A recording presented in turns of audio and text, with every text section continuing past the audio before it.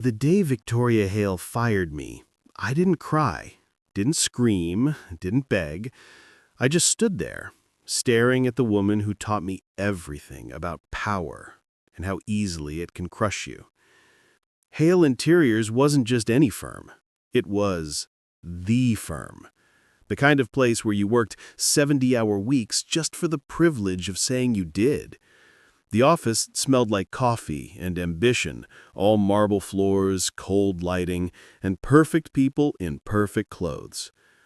I joined right out of design school, wide-eyed and desperate to prove myself, and Victoria had noticed me early. She used to tell me I reminded her of herself. Hungry, she said, but not yet dangerous.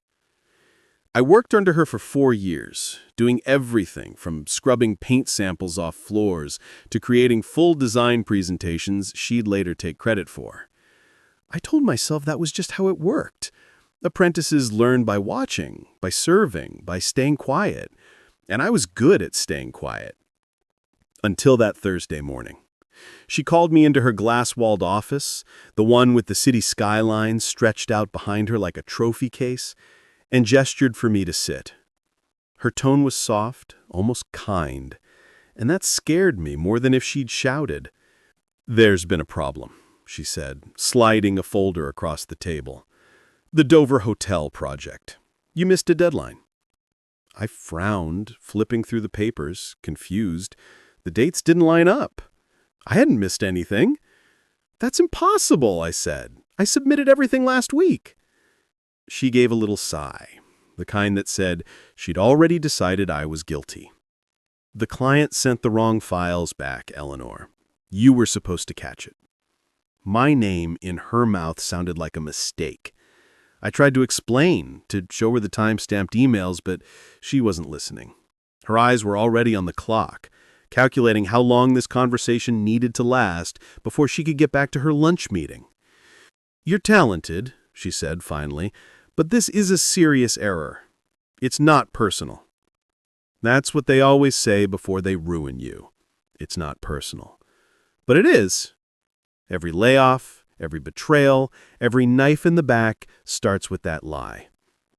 She stood, offering her hand like we were closing a deal, and I realized it was already over. I walked out of her office in a daze, past rows of coworkers pretending not to look. The air in the elevator felt heavier than usual, like even the building pitied me. By the time I reached the lobby, security had already disabled my keycard. I stepped outside into the city rain, holding a cardboard box filled with pieces of my life. A plant, a coffee mug, a stack of sketches that weren't even mine anymore. Cars splashed past, and the whole world kept moving while mine stopped. I remember thinking how quiet New York can feel when you've just lost everything. I wandered for hours that night, ending up in a 24-hour diner off Lexington. The waitress poured me coffee without asking, and I sat there until sunrise, staring at my reflection in the window. I didn't know what to do next. My rent was due in a week. My bank account held barely enough for groceries. I had no backup plan. And worse, no confidence left. Victoria had been right about one thing. I wasn't ready to lead. I was just good at surviving under someone else's power. But that night, between the exhaustion and the bitterness, something changed. I started writing names on a napkin. Clients I'd worked with, vendors who liked me, tiny connections I'd made that were mine, not hers. I wasn't thinking about revenge. I was thinking about escape, about rebuilding, even if it meant starting from dust. Because if there's one thing Victoria never understood, it's that people like me, the ones who clean up the mess, who stay late, who get blamed for everything, we learn faster than anyone else. We don't burn out, we harden. I paid for my coffee, stepped back into the morning light, and made myself a promise. One day, I'd walk into an office just like hers. Same glass walls, same skyline view, only this time I'd be the one on the other side of the desk. I didn't know how I'd get there, but I would. And when I did, I wouldn't need to fire anyone to prove I'd made it. The work itself would be the revenge. Starting over was harder than losing the job. When you fall from a tower you helped build, you don't hit the ground right away. You just keep falling, thinking maybe the air will catch you. Those first months were nothing but air. My savings ran out in weeks, the rent notice turned red, and the city that once felt full of opportunity became a maze of closed doors. I tried applying to other firms, but Victoria's name still carried weight. Everyone admired her and assumed I'd been fired for incompetence. I stopped sending resumes and started surviving. I sold my couch, my jewelry, even my father's old watch to buy a used laptop.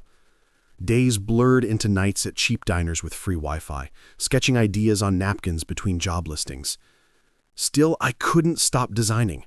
It was the only thing that made me feel like myself. I began posting small projects online, a remodeled studio apartment, a coffee shop redesign done entirely in Photoshop, color boards that cost me nothing but imagination. At first, no one noticed. Then one morning, I woke up to hundreds of notifications.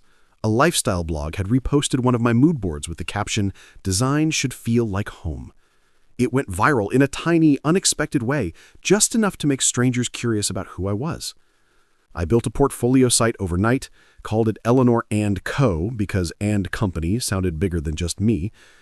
Within a week, a cafe owner messaged asking if I could redesign his place for a modest fee. I said yes. That project changed everything. I spent nights sanding tables, painting walls myself, choosing lighting from discount warehouses. When it reopened, people lined up down the block. The local paper ran a small feature, "Unknown Designer Revives Brooklyn Cafe." 10 new inquiries followed, then 20. I took every job no matter how small, restaurants, apartments, even a hair salon with a $600 budget. Every space became a story, every client a chance to prove Victoria wrong. Sleep was a rumor back then. I lived on caffeine and adrenaline, learning contracts and accounting from YouTube tutorials, building a business out of scraps. 6 months later, I hired an assistant, a nervous girl fresh out of college named Marcy, who reminded me of myself. The first time she handed me a project plan and apologized for typos, I smiled and said, "Don't worry, you're learning fast." No one had ever told me that when I started, but I promised myself I'd be the kind of boss I once needed. A year passed. Eleanor & Co. was no longer a dream. It was a studio with 3 employees, repeat clients, and a reputation for turning small spaces into living art.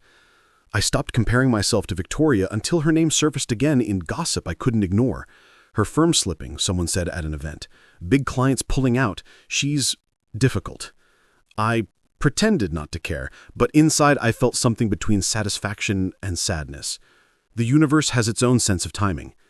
2 years to the day after she fired me, I received an email from an international development group planning a luxury hotel in Manhattan. They'd seen my cafe work and wanted Eleanor & Co. to lead the interior design. It was the biggest project of my life. Multi-million-dollar budget, multiple partners. I scrolled through the collaboration list to see which firms would be involved. And there it was, like a ghost. Hale Interiors. I read it 3 times to be sure. Victoria's company. For a moment, I just stared at the screen, heart pounding, the past pressing hard against my ribs. Then I smiled. I signed the contract.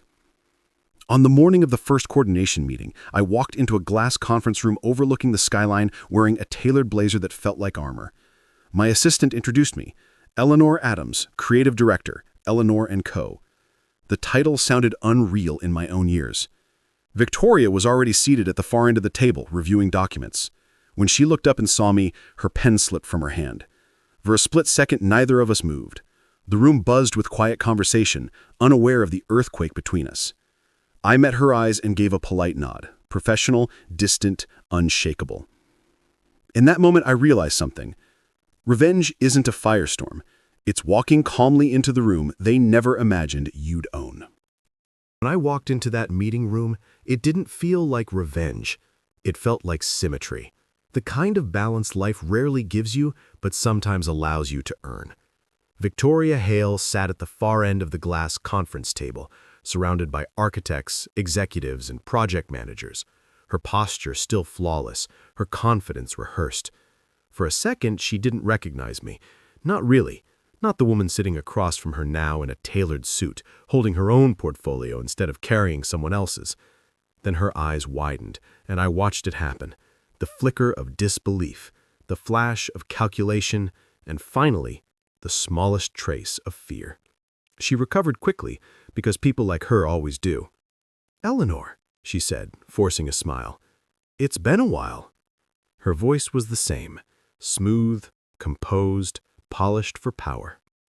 "It has," I replied evenly, sliding my notes across the table. "I believe Hale Interiors is handling logistics for our Manhattan project."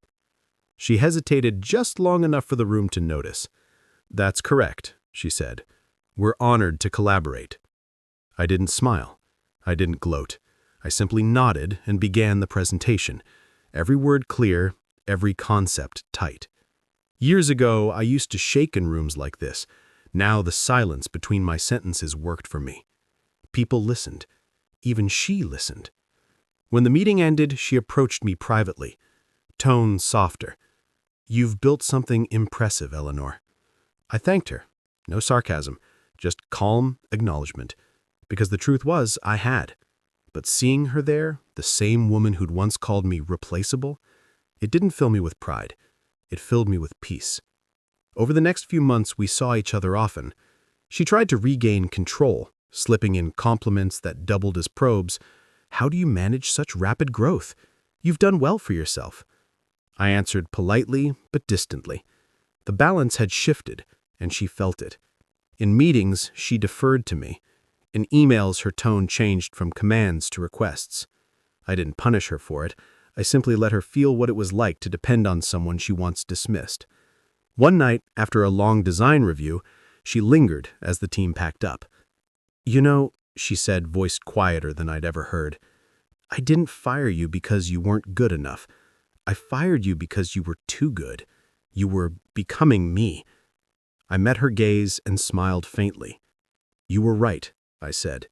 "You taught me everything I needed to know." The silence after that felt like closure.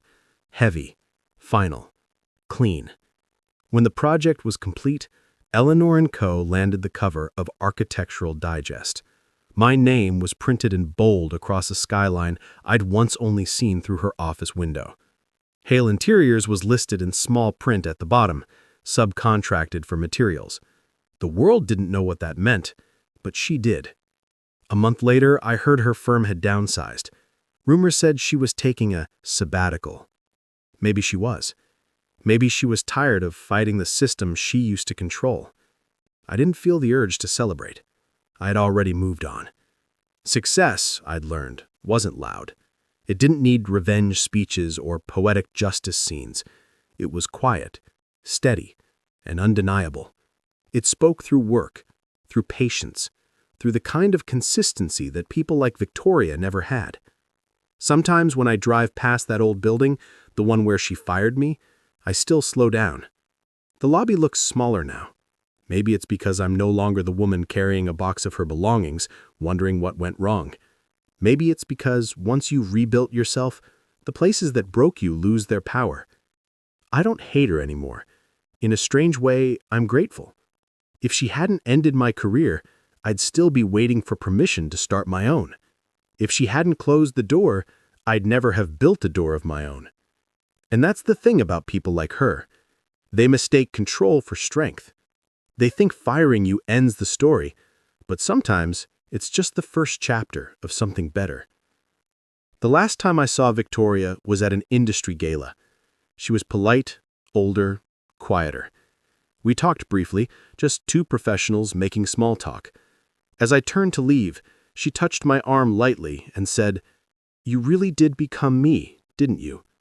I smiled, shaking my head. "No, Victoria," I said.